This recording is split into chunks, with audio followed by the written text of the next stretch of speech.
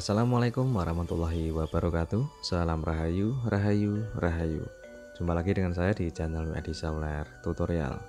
Sebelum kita mulai untuk di tutorialnya, saya pribadi dan segenap keluarga saya ucapkan selamat Hari Raya Idul Fitri 1 Syawal 1445 Hijriah.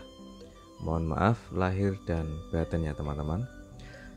Oke, di kesempatan kali ini saya akan unboxing. Ini dapat kiriman dari salah satu sahabat subscriber.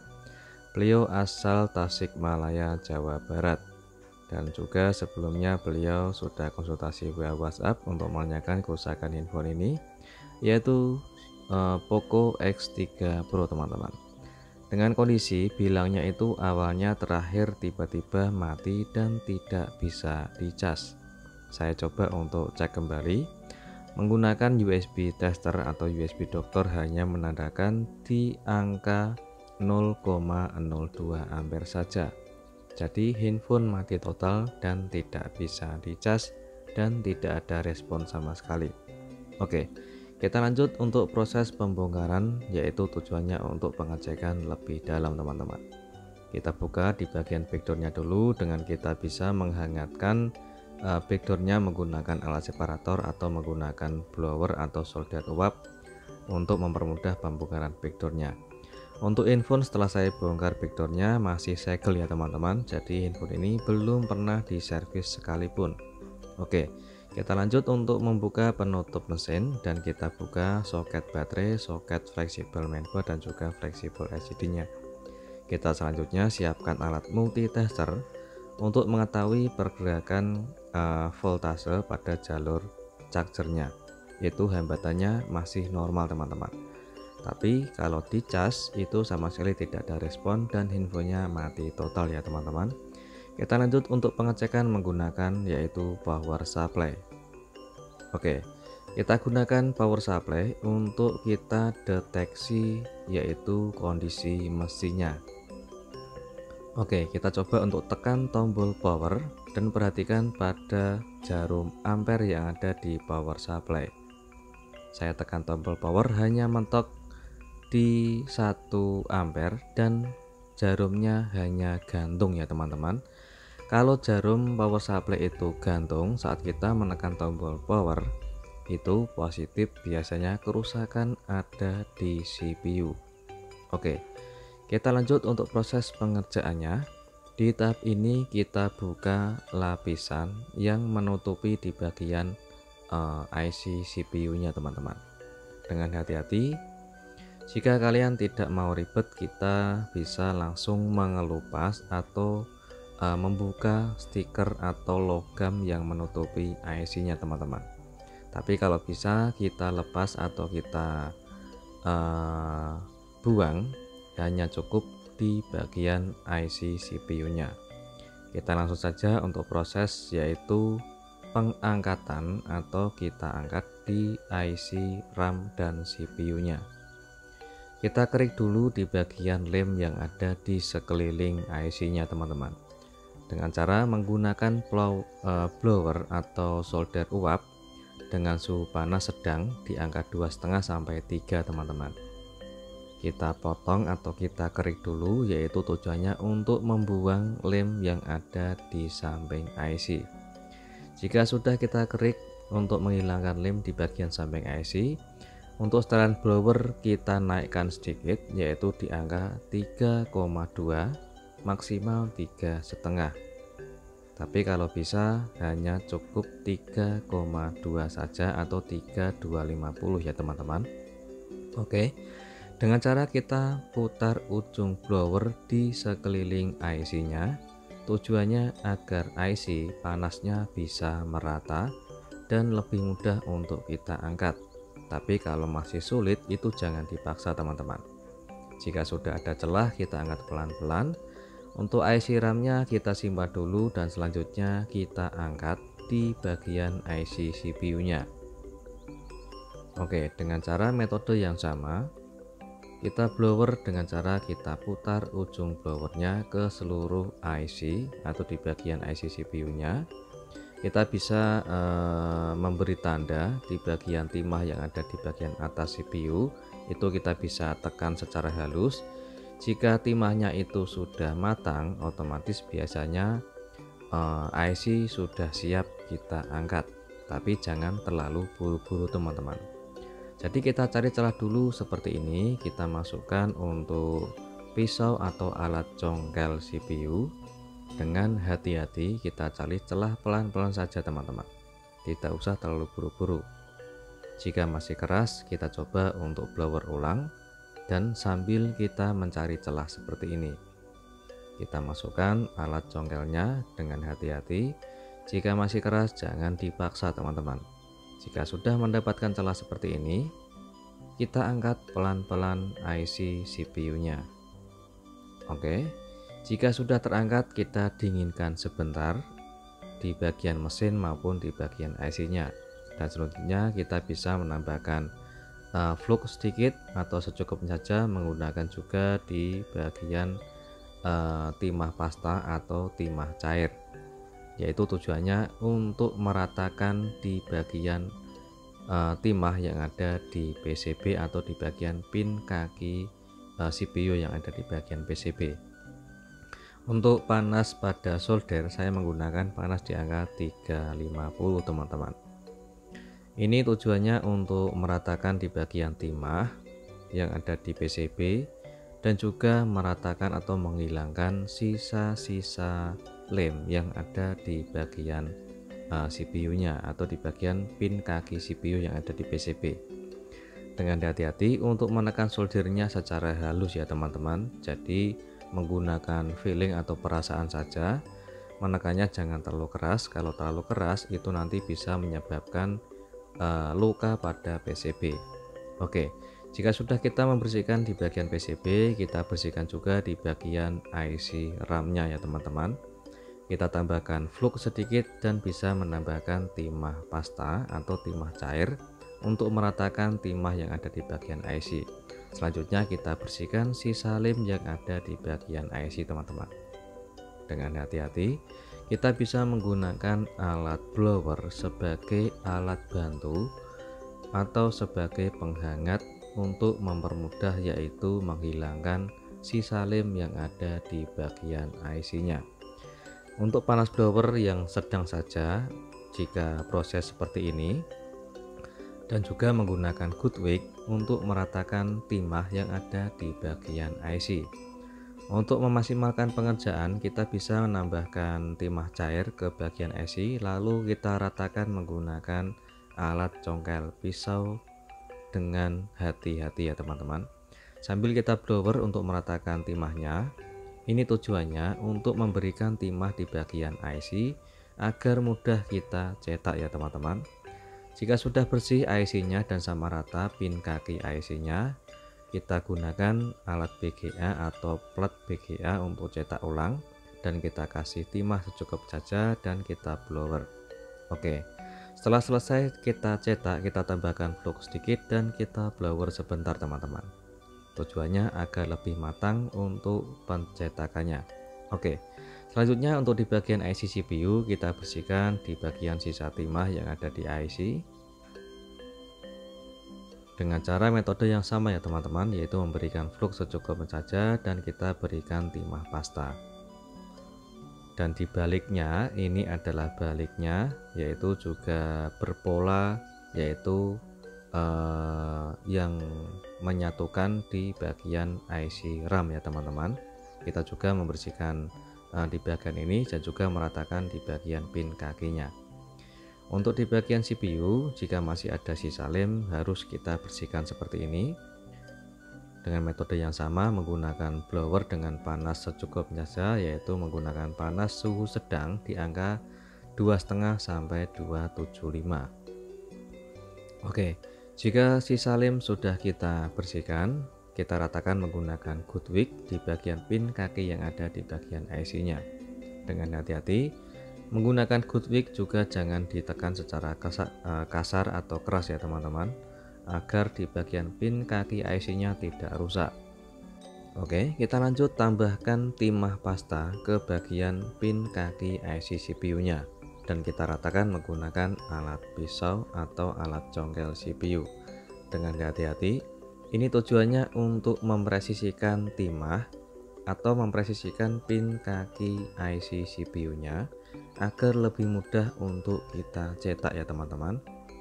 Sebelum kita cetak, kita bisa membersihkan IC-nya, yaitu kita bisa memaksimalkan untuk mempresisikan, yaitu di setiap pin kaki IC atau pola pada IC-nya. Tujuannya agar lebih presisi di setiap pin kaki IC-nya, agar lebih mudah untuk kita cetak ya teman-teman. Oke, biar tidak dua kali kerja, kita bisa memaksimalkan untuk membersihkan IC-nya dulu sebelum kita terlanjur cetak teman-teman.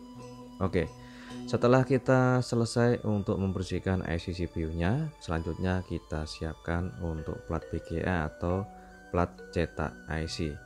Setelah kita presisikan, kita gunakan timah pasta atau timah cair dan kita ratakan. Setelah rata, kita tekan pinset secara halus dan kita blower. Untuk blowernya juga dengan ukuran panas sedang ya teman-teman, di angka 2,5 sampai 3. Oke, setelah tercetak, kita tidak usah buru-buru untuk kita angkat. Jadi kita diamkan dulu sebentar. Kita bisa menambahkan flux secukupnya saja dan kita blower ulang agar lebih maksimal untuk pencetakannya. Setelah selesai kita cetak, kita angkat pelan-pelan IC-nya dan kita blower sebentar. Tujuannya agar lebih rapi dan maksimal untuk pencetakannya teman-teman. Oke, jika sudah selesai untuk kita cetak kedua IC-nya, yaitu IC RAM dan juga IC CPU-nya, dan hasilnya seperti ini. Sebelum kita proses untuk pemasangan, kita bisa memberikan flux secukupnya saja di bagian mesin teman-teman. Setelah itu kita blower sebentar dan kita presisikan untuk pemasangan CPU-nya dulu. Usahakan harus hafal titik letak posisi pola pada IC CPU-nya teman-teman. Jangan sampai kebalik ataupun pemasangannya jangan sampai miring. Jadi kita harus mempresisikan dulu. Jika sudah presisi, kita blower lurus dari atas ke bawah, tujuannya agar tidak mudah gerak untuk IC-nya. Jika sudah nempel setengah matang, kita bisa memaksimalkan pengerjaan dengan cara kita putar blowernya ke seluruh IC sambil kita tekan halus di bagian IC CPU-nya. Tujuannya agar lebih bisa terpasang presisi di bagian kaki pin IC ke pin kaki PCB teman-teman, maksud saya. Oke, kita maksimalkan untuk proses pemasangan. Kita bisa goyang sedikit demi sedikit agar bisa mengetahui proses pemasangannya bisa benar-benar terpasang dengan presisi dan pemasangan timahnya bisa matang ke seluruh IC ke CPU teman-teman. Oke, kita sambil mengulangi menekan secara halus agar pemasangannya bisa lebih maksimal. Ini tujuannya agar pin kaki IC bisa terkoneksi keseluruhan ke PCB teman-teman. Jadi usahakan jangan sampai dua kali kerja. Kalau keseringan kita angkat atau keseringan kita ACP, itu bisa menyebabkan panas yang berlebihan ke bagian CPU ataupun di bagian motherboard atau mesinnya teman-teman. Jadi alangkah baiknya kita kerjakan pelan-pelan saja, tidak usah terburu-buru untuk menyelesaikannya. Setelah terpasang CPU, kita dinginkan sebentar untuk mesinnya, baru kita proses pemasangan IC RAM-nya. Di bagian ini proses pemasangan IC RAM juga harus presisi dan hafal letak titik pada pin atau kode IC RAM-nya. Jika sudah kita presisikan, kita blower dari atas lurus ke bawah agar pemasangan bisa presisi dan tidak mudah gerak untuk IC-nya. Jika sudah setengah matang untuk timahnya, kita bisa menambahkan untuk flux secukupnya saja agar lebih maksimal untuk pemasangannya. Kita tekan secara halus untuk yaitu pemasangannya bisa terkoneksi di bagian IC RAM ke IC CPU maupun ke motherboardnya. Jika sudah terpasang, kita dinginkan sebentar untuk mesinnya teman-teman. Hasilnya seperti ini. Sebelum kita membersihkan motherboard dari bekas sisa flux, kita bisa pengetesan terlebih dahulu. Ini tujuannya untuk mengetahui pergerakan ampere ataupun mengetahui yaitu infonya bisa hidup atau tidak teman-teman. Oke, kita siapkan untuk USB dokter, kita koneksikan. Perhatikan pada pergerakan ampernya ada di angka 1 lebih ya teman-teman. Alhamdulillah sudah ada logo Poco dan juga keluar notifikasi pengisian baterai teman-teman. Oke, kita lanjut untuk pengetesan untuk menyalakan handphonenya teman-teman. Kita tekan tombol power, handphonenya sudah keluar Poco Android dan bisa loading di MIUI. Alhamdulillah, handphone sudah menyala sampai menu dan saya masukkan passwordnya. Masih data utuh ya teman-teman, tidak ada yang hilang, karena kalau kita menyalakan handphonenya otomatis ada password atau pola dan semua data atau aplikasi itu masih utuh, otomatis tidak ada data yang hilang. Untuk saya cek penyimpanan RAM ini juga masih bawaan dan masih utuh tanpa kehilangan data sedikit pun teman-teman. Alhamdulillah handphone sudah bisa menyala sampai menu dan kita cek ulang. Untuk IMEI masih utuh, tidak hilang. Dan sebelum kita menyelesaikan pengerjaan, kita cek secara maksimal teman-teman. Kita coba untuk cek menggunakan charger apakah support isi daya cepat. Alhamdulillah masih support fast charging atau pengisian daya cepat teman-teman. Oke, setelah kita tes untuk infonya ini sudah bisa menyala, kita coba matikan dulu infonya karena belum kita tes secara keseluruhan, yaitu fungsi dari sinyal, fungsi kamera dan lain-lain. Oke, setelah kita selesai pengecekan, kalau handphone sudah positif menyala, kita bersihkan sisa flux yang ada di mesin teman-teman.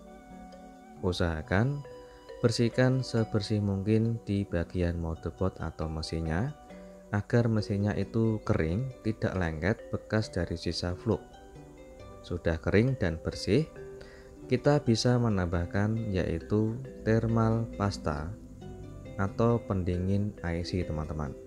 Kita gunakan secukupnya saja. Oke, dengan hati-hati dan pelan-pelan untuk memberikan thermal pasta teman-teman. Jadi gunakanlah mika, jangan menggunakan benda tajam ya teman-teman, karena handphone sudah menyala. Sayang sekali kalau ada kesalahan saat proses membersihkan mesin atau membersihkan IC-nya. Jika sudah selesai, kita siapkan untuk spare part-nya untuk proses perakitan. Setelah kita rakit dan kita pasang semua spare part-nya, kita pasang skrup. Oke. Selanjutnya kita gunakan SIM card atau kartu SIM card ya teman-teman. Kita nyalakan infonya dan kita akan pengetesan ulang, yaitu seperti sinyal atau fungsi kuota data internet dan juga fungsi dari kamera sama fungsi lain-lainnya. Oke, sebelum kita rakit total atau sebelum pemasangan backdoor, kita cek untuk sinyalnya sudah keluar 4G plus dan sinyalnya full ya teman-teman. Kita cek untuk kekuatan WiFi karena untuk kuota data sudah bisa aktif. Sekarang kita koneksikan menggunakan WiFi. Kita tes pengujian untuk kecepatan sinyal WiFi nya apakah bisa digunakan dengan lancar atau tidak teman-teman. Oke, kita akan putar salah satu video dari YouTube atau di channel saya.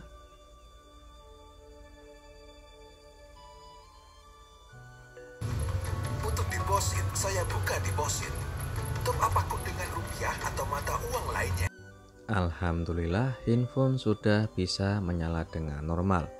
Jadi untuk audio bisa berfungsi, untuk WiFi juga bisa berfungsi dengan normal. Saya matikan WiFi, saya hidupkan WiFi nya kembali ataupun Bluetooth, dan juga kuota datanya bisa berfungsi dengan normal. Kita cek fungsi dari kameranya teman-teman. Oke, alhamdulillah hasil kamera masih bening, jernih, dan bersih, dan sangat tajam, tidak blur ataupun tidak kusam teman-teman. Untuk kamera depan ini agak blur karena di bagian tempered glass atau anti gores itu agak kotor teman-teman. Oke, setelah kita cek semua fungsi handphone ini sudah bisa kembali normal. Sekarang kita akan merakitnya total atau perakitan terakhir. Jangan lupa untuk memberikan kasih segel garansi teman-teman. Setelah terpasang untuk backdoornya, kita bisa menggunakan gelang karet sebagai perekat atau merapatkan backdoornya. Oke, sambil kita koneksikan menggunakan charger untuk memastikan kondisi handphone ini masih hidup atau menyala. Ada di 41% untuk pengisian daya baterai, dan perakitan sudah selesai atau pengeliman pada backdoor sudah kering. Kita nyalakan infonya, masih menyala, dan kita cek untuk pengujian terakhir. Untuk semua data atau aplikasi masih utuh, tidak ada yang hilang. Fungsi LCD dan fungsi dari touchscreen itu masih bisa digunakan dengan normal. Untuk pengecekan ulang fungsi dari kamera, ini di bagian tempered glass yang bikin kusam atau buram di bagian kamera depan, sengaja saya buang dulu. Nanti saya coba untuk mengganti tempered glass yang baru teman-teman.